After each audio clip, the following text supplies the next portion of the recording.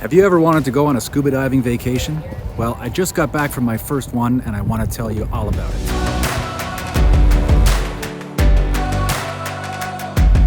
My name is Sean and I want to tell you about a recent scuba diving vacation I just got back from. Now, I'll give you a quick history of my scuba experience. Pretty much nothing. Over a decade ago, I took the open water course and never really did anything with it. So my experience was basically 2 pool dives and 1 lake dive.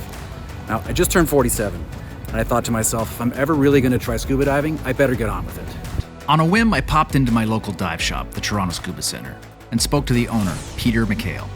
Peter told me about Scuba Getaway and all the very exciting trips they had to offer. Peter made it simple. He said I could rent all the gear through the store, and Scuba Getaway would take care of all the travel details. After 2 years quarantine and another cold winter, I took the leap and signed up for the next trip, which just happened to be Roatán, Honduras.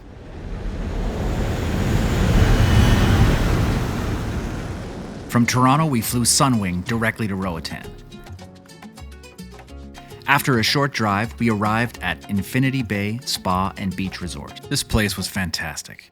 The staff made us feel welcome right away.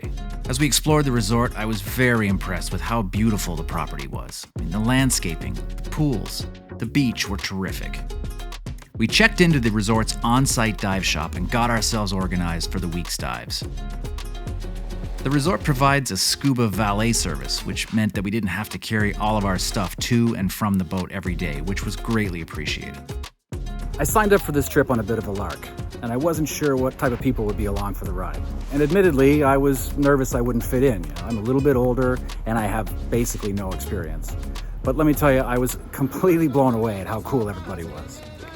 The Toronto group consisted of around 30 people and covered a wide range of demographics.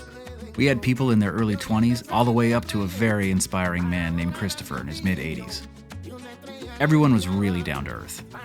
Peter was also there, ensuring everyone was safe and having fun. On our boat, we also had PADI dive instructor Megan Hill, who was a joy to hang out with.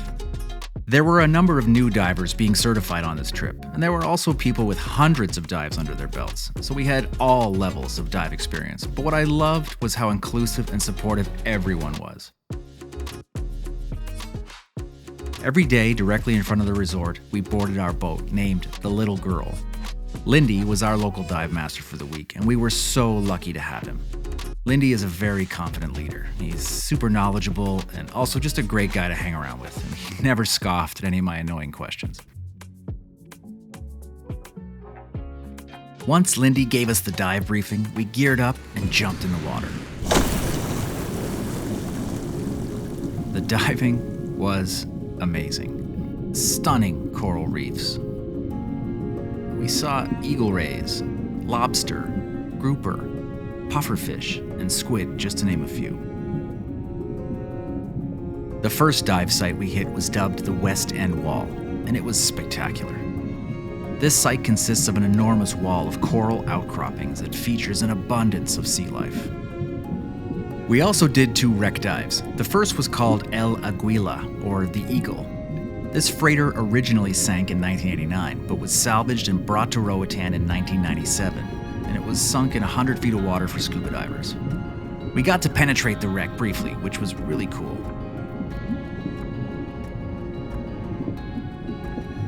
The second wreck was called the Odyssey. It was intentionally sunk for divers in 2002, and this is a monster wreck. The Odyssey rests at 110 feet under the surface.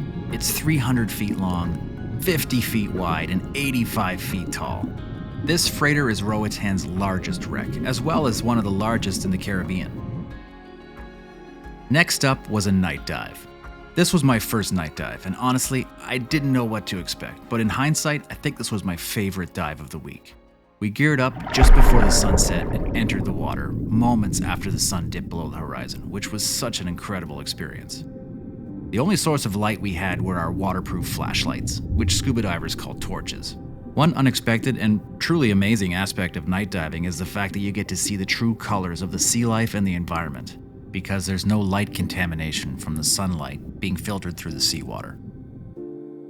Above and below the surface, the Toronto group were all becoming fast friends. I was so happy and grateful that everyone was so inclusive and supportive of each other.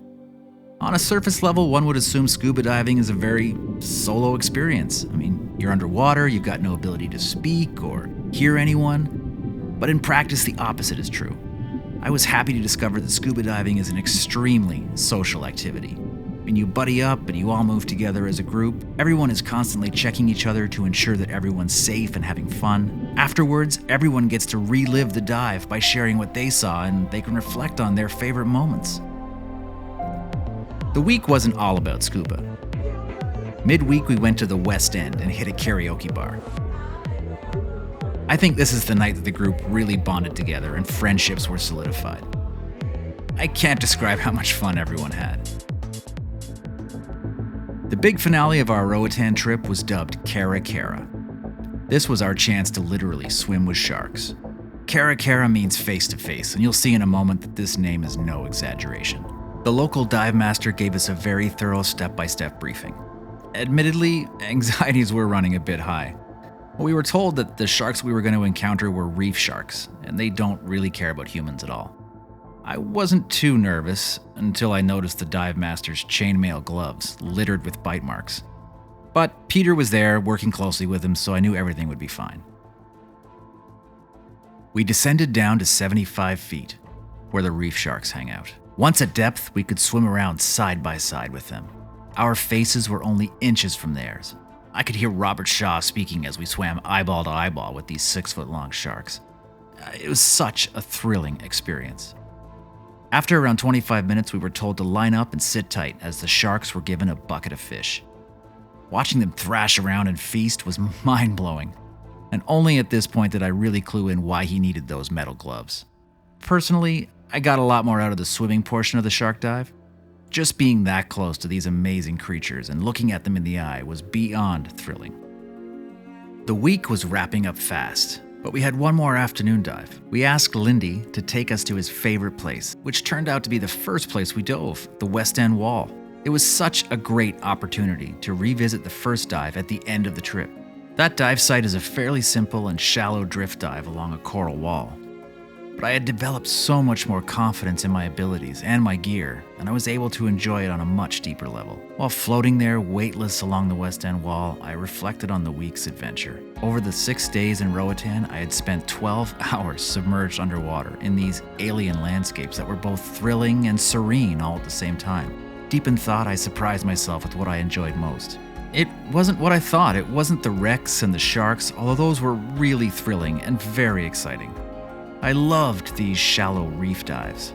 I loved the calm that envelops you once you gain even the smallest control of the scuba diving mechanics. You're literally flying through these incredible landscapes, and all your senses are both subdued and heightened at the same time. There are moments you just can't believe what you are seeing, and sonically, I can only describe the sensation as a strange, amplified silence. After the last dive, the Toronto crew let loose and tried to soak up as much sun as possible before we had to jet back to the cold. We had a full day to just enjoy the resort and the beautiful beach. I met some really incredible people on this trip, and I have to admit that I wish I hadn't waited so long to do something like this. The next trip that Scuba Getaway has to offer is a liveaboard scuba experience, and I am really excited to give that a try. I want to take this opportunity to thank the Toronto Scuba Center, Scuba Getaway, Infinity Bay, Lindey and his crew. Most importantly, I want to thank Peter Mikhail for such an incredible scuba diving vacation experience. So on behalf of all my new scuba friends, I want to say thank you, and we'll see each other on the next trip.